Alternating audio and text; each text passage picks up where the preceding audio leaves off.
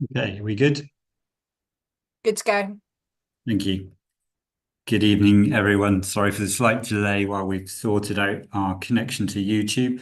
Welcome everyone who's joining us there, and also welcome to my fellow trustees who are on the Zoom call with me this evening for our 61st AGM. I do have some apologies from Mel Henry, Richard Gauntlet, and Piers Maynard. But otherwise, we have a full set of trustees here, so that's good. Second item is the adoption of the minutes from last year's AGM, and I can confirm that um, I have proposed these minutes and Charlie Fattorini seconded them. The votes are 212 for, 0 against, with 10 abstentions. So I'd now like to do a quick run through of our impact report and accounts. Before I do that, just to confirm that the documents have been proposed by Tim Gilson and seconded by Phil Heads. And the votes are as follows: 218 for, 0 against, and 4 abstentions. So I can confirm that the impact report and accounts for 24, 25, 23, 24 are approved. So I'll just take you through some slides now just to show people how we've used and what money we've raised. So this year has shown us with an income of just under £7.5 million, which is the largest amount of income we've ever raised, slightly up from last year, especially with the results of increased inflation and costs. I think this is a really, really important outcome for us, and I'd like to thank our members and supporters for their continued support. Especially, I'd like to pass on my gratitude and recognition for the number of legacies that we've had this year, and you can see that figure in at just over 1.5 million. We've also been very successful in generating income from our charitable activities of just over 5.5 million. So that's the core trading income, and it allows us to invest in nature's recovery. And our funders are a very important part of that 5.5 million. And a big thank you goes out to the Hills Group for their ongoing support.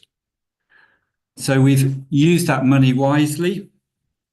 And you can see that total expenditure was just over £7 million, and we spent 6.3 million on revenue and another 800,000 on capital items, including the acquisition of some land at Bishopston and the addition of the Dixon Meadows land at Hanging Langford. Just as a note on this expenditure, and I know a lot of you have probably seen our appeal around ash dieback, but that the cost of that tree disease on our reserves has cost us nearly £60,000. So that's a very big area of expenditure in this for the Wildlife Trust. So just going on to the balance sheet, if you have read your impact report, you'll see that our fixed assets have continued to grow with capital investments in both land and equipment. There is an increase in debtors at the end of the year. This is due mostly to a timing issue, with many large projects, such as the Bristol Avon catchment market, finishing on the 31st of March at our year end. This value is now decreased, I'm pleased to say. Just a quick note on the Bristol Avon catchment market. This was funded under the Green Recovery Challenge Fund, and it's been an amazing project, actually really one of its kind. We've been working with Entrade and the Avon Wildlife Trust, and we've established a market mechanism for buying and selling of environmental credits through Entrade.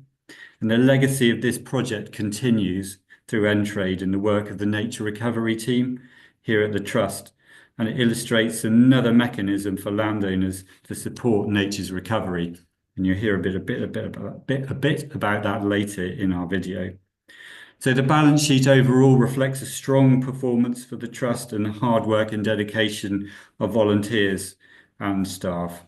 So the trustees really wish to extend their thank you to Joe, the staff, and of course all the volunteers for the great performance over the year. You'll also see in the impact report that we have a section on carbon reporting. And as per last year, we are in a carbon credit situation, but you can see that our emissions areas are from our day-to-day operations and our conservation grazing. Of the day-to-day operations, we do aim to reduce emissions from as far as possible. And again, you can see travel, and that will come up in one of the questions later. We use a reporting tool provided to us from the National Wildlife Trusts, which continues each year to become more accurate. And hopefully, as the years go on, we can become even more certain about the estimated flux figure that comes from the natural sequestration of carbon on our reserves. But overall, the work on gathering carbon emissions data helps us to focus and inform our actions. So I'd like to just show you now a video which highlights some of the outcomes that we've achieved during the year.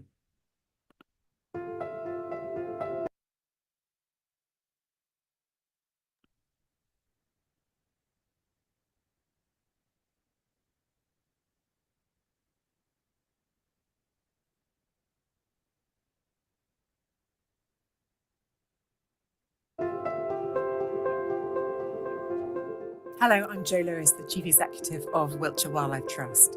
This has been my first year as CEO, and I've had the privilege of witnessing firsthand the positive impact that the Trust has had on so many special landscapes and so many people's lives across Wiltshire and Swindon. So Wiltshire Wildlife Trust is delighted to be taking on the management of more than 200 acres of farmland here at Great Chalfield as part of this innovative partnership the National Trust and with Great Western Community Forest. Great Chalfield has always been a special place where space is made for nature, for wildlife corridors around the hedges and the edges. But now with the latest thinking in terms of regenerative farming, there's the opportunity to bring nature and trees as well back into the middle of the fields. And we'll be planting more than 11,000 trees. The new sand martin hide, we've got about 160 nest holes on the hide, which hopefully if we get to full numbers, the view from the hide is particularly good to see the birds coming in and out. Alongside the hide we've got all of the screening which has just been done, and it just acts as a screening proof for birds so that they don't get disturbed by people as they walk along towards the hide.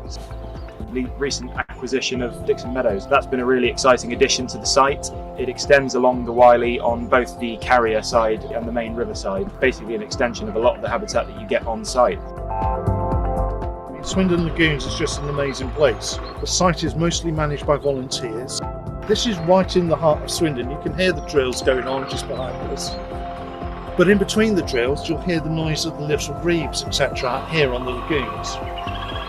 And these lagoons go through different series of succession, and we find big populations of things like jack snipe and regular snipe on this site. I think here we have a really good regular group of volunteers. They get real positive value from them. In terms of wildlife, this is a major migratory route for a whole range of different birds and species. The new thing for me is actually the thermal camera that I have around my neck here. So I've been monitoring birds on this site since 1992, and we can now come in low level light conditions, and I can see how the birds are behaving at night. And in fact, just out the hide here, something as simple as the fact I can see a muntjac curled up underneath a log that we'd never have seen without a thermal camera. We've actually done really well with the calving at Coombe Bisset. With one set of twins, we've actually got 42 calves from 41 cows, and all the calves are looking fantastic. Cattle are really great for our conservation grazing. Not only will they break through some of the thicker scrubby areas, but they also do really well on the grassland areas. The conservation benefits of that is fantastic. The aim of the project is to connect 3 hotspot habitats for butterflies. Increasingly we're starting to realise that habitats, no matter how good they are, can't exist on their own. So increasingly we're focused on connecting habitats, working in partnership with other organisations. We were delighted that BBC Countryfile shone a spotlight on Wiltshire Wildlife Trust back in March with our 2 new nationally important nature reserves at Greatwood and at Bay Meadows. So a huge thank you to BIFRA Award, to the National Lottery Heritage Fund, the Hills Group, the Underwood Trust and all of you who donated to our appeals. In front of us here we've been doing some meadow restoration by doing some scything and removing some of the nutrient from the meadow. And we're also doing quite a lot with engaging the public, so we've put new infrastructure in to try and improve people's experience as they visit the nature reserve. Areas like this section behind me that really showed us how promising the site could be in terms of a restoration project. We've got our native oaks, holly and some understory behind us, that dappled shade that comes with our native tree species and this ancient woodland habitat, and that's what we've been aiming for with this special project, to slowly restore this woodland to its former glory.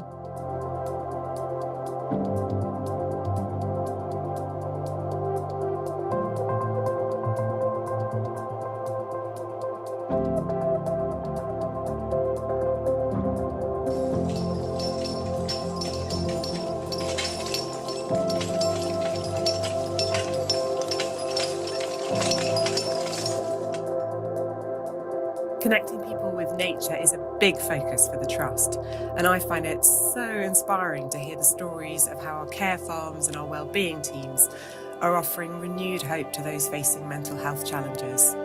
This nature-based provision really changes lives. So we're here running a 12-week men's wellbeing programme. It's funded by Wiltshire Council and it's running over 2 years. We're addressing a range of different issues that men commonly struggle with, so we're experiencing a crisis in men's wellbeing across the UK. Doing this every Monday is a great way to start the week. It just encourages you to get up and you're in the company of a lot of lovely people, all in a similar boat to you, so there's a really good chemistry. You walk away learning new stuff. I've really enjoyed whittling and carving, that's been fantastic. I became a VSA and I've helped several other people, and I've done different courses with wellbeing, first aid with mental health, and every time I do it I just love it. We're also working within workplaces, so we're going into businesses and offering support for people who are in work but in danger of dropping out. On the edge of Green Lane Wood we've been developing a forest garden, and so we're working with nature to grow food for eating and also increasing the biodiversity through planting things that are really good for pollinators. The benefits for people have just been enormous. Encouraging people to take time in nature to realise the wonderful green spaces that we have here in Wiltshire and across Swindon, and how much difference that can make to their day-to-day life. They come here once a fortnight. They've already taken part in our Swindon Wellbeing programme, so they've had at least 6 months of support going out into nature and green spaces.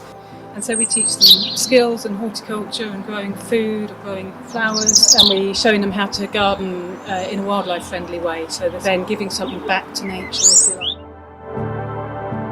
I've become a VSA, so I used to be a participant.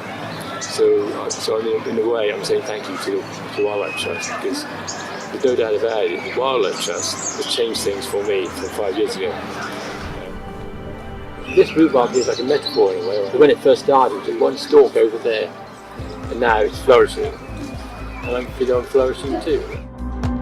The highlights of the past year at both care farms have been bespoke training for all of our staff members, and that was in autism and self-esteem for children. So all the extra training that we have done has meant that staff members can better meet the needs of our students, they can understand the behaviours and the challenges that our students are facing. For this project, we are coming to the end of planting 7,000 trees here, but come November this year, we're going to be planting another 8,000 trees. There's many highlights. One of the biggest ones is how impressed I've been that we have 150 regular volunteers that come out, give up their own time, and also we have people with complex needs that turn up and they are really happy doing it. That makes me happy. We're increasing the habitat, and as you can see here at Shore Forest Park, we're adding to these quite amazing woodlands, which we've seen huge groups of siskins this morning, creating corridors and connecting up and adding to the Great Western Community Forest. Volunteers are the lifeblood of Wiltshire Wildlife Trust, and we rely on having volunteers to help in so many different opportunities that we provide. And I'd just like to say thank you to all the many volunteers who do volunteer with us. One of the areas at the Trust where we heavily rely on volunteers are our wildlife watch groups, an opportunity for families to get involved in nature in a fun and interesting way. Over 700 volunteers contributed 11,785 hours of volunteering, all helping us to realise our ambition to encourage 1 in 4 people to take meaningful action for nature. So I think you'll agree with me that was a very inspiring tour around some of the work that we do, and the video will be available on our website after the AGM, just to let you know if you want to have another look at that. So continuing then on, we have a few more slides that I just wanted to talk through. One is just a little bit more on the youth education and wellbeing activities. And we've had 5 new wildlife watch groups. I think that's really important. Encouraging children into nature is such an important thing that we should all be doing. And also we've had fantastic partnerships working with Bernardo's and with Youth Action Wiltshire. So really that's such an important part of the activity of Wildlife Trust too. And also I'd like to bring your attention to the Wylie Valley Landscape Recovery Project. So these are very important, and there aren't many in the country. They're funded and sponsored by DEFRA, and we've been very successful, and we're in our first year of this scheme in the River Wylie, if you can recognise that. Is an absolutely critical wildlife habitat in Wiltshire.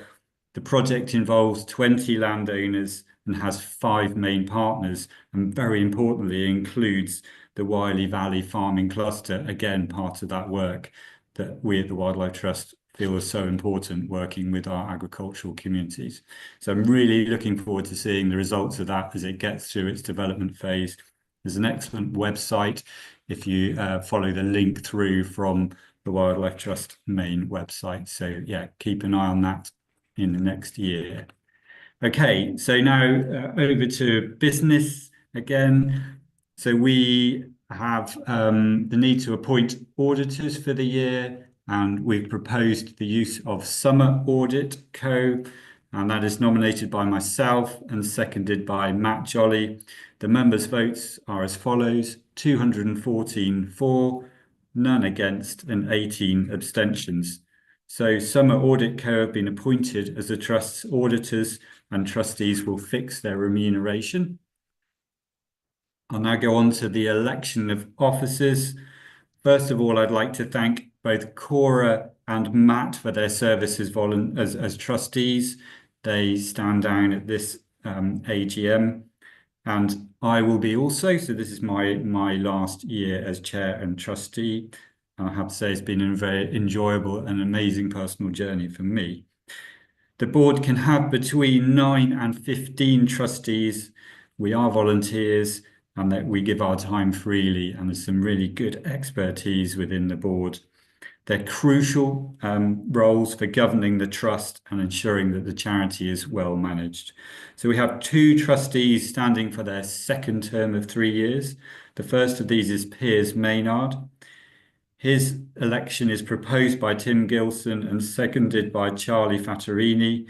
The votes are 217 for, 2 against, and 3 abstentions. So Piers is elected for his second term as trustee. And then Sylvia Wyatt, who is also standing for her second term. She is proposed by Fiona Goff and seconded by Dagmar Junghans. The votes are cast as follows: 216 for, 1 against, and 5 abstentions. So I'm pleased to say Sylvia is also elected for her second term as trustees. We've also been very fortunate to have nominations from 2 new trustees, Julian Crawford, who's here with us this evening as our new treasurer, and Mel Henry, who has been working with us on our personnel committee for a few years. And both of those, I'm pleased to say, have been put forward. So Julian is proposed by Phil Heads and seconded by Richard Gantlett, and the votes are as follows: 217 for, 2 against and 3 abstentions. So that's Julian elected.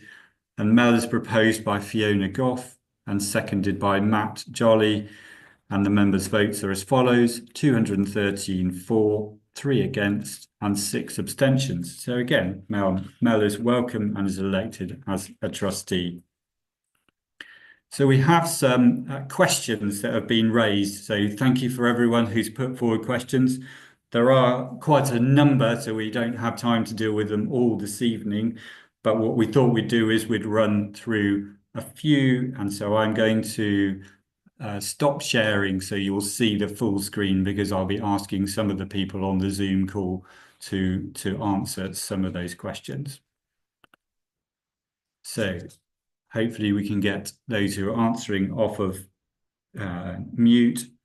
So I'll do the first one tonight, which is, and I'm sure some of you will be asking this question yourself, can we have a further face-to-face AGM? So can we go away from online to face-to-face? And I have to say, there is something quite particular about having members in the room when we do our AGM. And I'm absolutely sure that for 2025, this time next year, we'll really consider that. I think maybe we'll switch from one to the other. Obviously, as a charity, it's helpful to have our resources given out to the things we do, but I'm sure that we could reconsider having a face-to-face AGM. Second point, the question that was raised, which I'll deal with, was whether there are plans to increase the ethnic diversity of the trust board. And again, yes, that is always something that we would wish to do. We are undertaking a governance review, and I'm very pleased to say Phil Heads will be taking on as chair from me after this AGM, and he's already told me that's one of his main objectives, is to get a trustee board that really reflects the communities in Wiltshire. So I'm pretty sure that you'll see some changes in that respect. So next, I'll go on to Damien. Damien, we've been asked whether there were targeted programs to encourage underrepresented groups to participate in activities and then to enjoy the natural world. Would you be able to answer that one for me? Yeah, thanks, Mark. So the answer to that is yes. I think the flagship program for us has been Next Door Nature, which has been a program where we've worked in 2 areas in Wiltshire as a pilot, and those are areas that one might define as areas of deprivation. So that included Bemerton Heath down in Salisbury and Studley Green area of Trowbridge. And the aim is that we go into those communities and we work with people in those communities where they're at, and we engage with them to talk to them about how they want to engage with nature and what they see as important. And with that, we've been able to engage families and groups, and ties back into the question you asked as well, Mark, people from different subgroups that wouldn't normally attend things like our family days and other things like that. So that approach is one that we're taking further forward, and we're developing that. It's called the Team Wilder approach within the Wildlife Trusts, and so that will be taken forward. Then I think on top of that, we are doing things around equality of access to our sites, and we've been working on that over many years. And it is a challenge for us on our sites, we know that, but we are continuing to do things like add details about how people can access sites via bus, what the accessibility is like or what the issues are like on the terrain of the site, so that people can make their own judgments about whether they feel their accessibility will enable them to engage with the site. It's an area we keep working on, and it's an area that we keep reviewing, but it's a good challenge, and thank you. Okay, thanks, Damon. That's a comprehensive response. Joe, we've been asked a question about what influence the Wildlife Trust will have once the Wiltshire local plan has been approved. Thanks, Mark. Yes, hello, I'm Jo Lewis. I'm the CEO of Wiltshire Wildlife Trust. It's a good question. For those who aren't familiar, the local plan sets out the vision and the framework in terms of sites that are allocated for housing and for commercial development through to 2038. And once adopted, all planning applications will be determined against the plan. So it is a really critical document. And when Wiltshire Council consulted on their local plan last autumn, we submitted, as Wiltshire Wildlife Trust, a full response. We welcomed what was quite progressive about the proposals, that they were proposing as a council that there would be a requirement for 20% biodiversity net gain for all new developments, which is beyond the national requirement of 10% biodiversity net gain. But we did express concern that there was not enough connection being made between the local plan and the requirement for a new local nature recovery strategy and to protect 30% of land for nature by 2030. But there is an opportunity to influence that local plan further before it's approved. It's set to be adopted at the end of next year, but before that, it will be reviewed by a national planning inspector who will be taking our submission alongside all the others into account. And also it needs to be reviewed against the government's new national planning policy framework. And the Wildlife Trust nationally, we're part of this federation with a really strong national voice, is lobbying hard to make sure that local wildlife sites get the protection they deserve as part of that. And we as Wiltshire Wildlife Trust are lobbying hard through our Save Our Chalk Streams campaign too, to make sure there are new bespoke legal protections for our internationally important chalk streams, like the River Wylie, which we saw in the video, to protect them from development. So still opportunities to strengthen that local plan further. Once it is adopted, our influence on some of those big decisions about where the big developments are will be limited, but we are still in a position to influence how well those developments then offset their impact on nature, whether that's on-site or off-site, so that this theory of biodiversity net gain actually becomes a reality. Thank you, Jo. Becky, we've had a question about, are there any plans to introduce online voting, given the efficiency point that I raised about having an online AGM? How about online voting? Thank you, Mark. Hello, my name is Becky. I'm the Director of Engagement and Fundraising. And absolutely, online increasingly is becoming a popular way of doing voting. Recently, our members will have seen our membership survey and, of course, our website where we use various different pieces of technology there. So not yet, but it's absolutely something we will be looking at. A number of the other wildlife trusts have adopted online voting. So we'll be looking for that best practice and how to make it work for us here in Wiltshire. Thank you, Becky. The last question we're going to have tonight again to Becky is, are there any plans for better signage for dog walkers to ensure that dogs will be kept on leads? And are there any, sorry, I'll do that as two questions in one, but let's do the first one on dog walking. I know it's a very, very important topic, both in our reserves and in the wider countryside.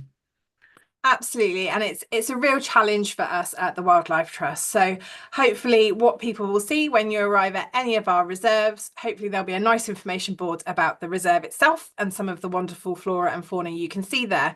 But you'll also see a code of conduct board, and we have those across every single one of our reserves. And that outlines in particular whether we allow dogs on that site, because we do have a number of reserves where we don't allow dogs.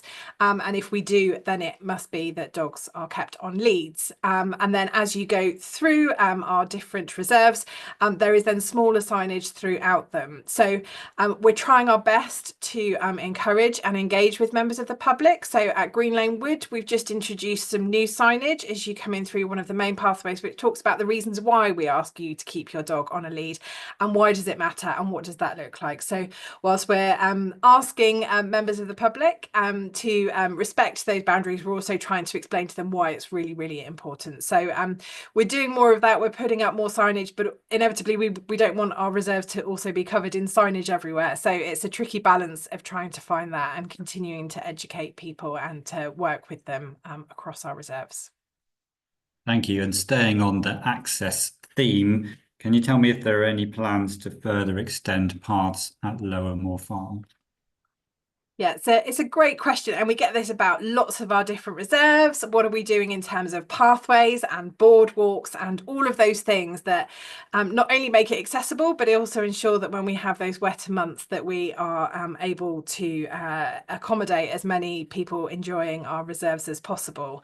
The challenge is that these projects are often quite expensive, so we're often fundraising or working with our partners to do some of that work. So if anyone's visited Green Lane Woods near Trowbridge recently, we had a brilliant sponsorship from one of our corporate donors, Ida Verdi, who very kindly went in and put in a load of pathways and accessibility there. For those down at Langford Lakes, they'll be seeing an appeal soon to help us with the boardwalk there. And at Lower Moor Farm, specifically to your question, we're always looking at that reserve and the site. So I think we've covered the stretch that floods the most and that is most tricky in winter. And it's something that we will continue to do and to look at as we go into the winter months and see how that works, because we did that work in the spring of this year. Let's see how that works for that stretch and then look at where we invest next. So it's something we're constantly looking at, and again it's that balance between putting in pathways and having nature reserves. So it's a tricky balance, but watch this space. But for those viewing today, you will see some better accessibility at Lower Moor, as this week the car park is closed for some new tarmac. So there we go, there's a little bit of improvement there just this week. Thank you, Becky, and thank you to everyone who's answered questions. If your question wasn't brought up during this session, we will be answering that independently. So you will get a response, but not tonight. Okay, so we're very close to the end of our formal presentation this evening. So thank you for your patience, and also thank you on behalf of the trustees in what is National Trustees Week for all of our fellow volunteers, the wonderful staff for all what they do, especially putting the impact report and the accounts and everything together, the AGM prep, but of course all the work they do out delivering the outcomes that Wiltshire Wildlife Trust can be so rightly proud of. So I'd like to say good evening to everyone, and I hope you have a lovely rest of your evening. Apologies again for the slight delay at the beginning, but hopefully you found both the information, the impact report, the video, and some of the answers to questions informative. And I hope you'll continue your journey with us, as we all will, over the next few years, because nature has never been so important in everyone's lives. Thank you very much.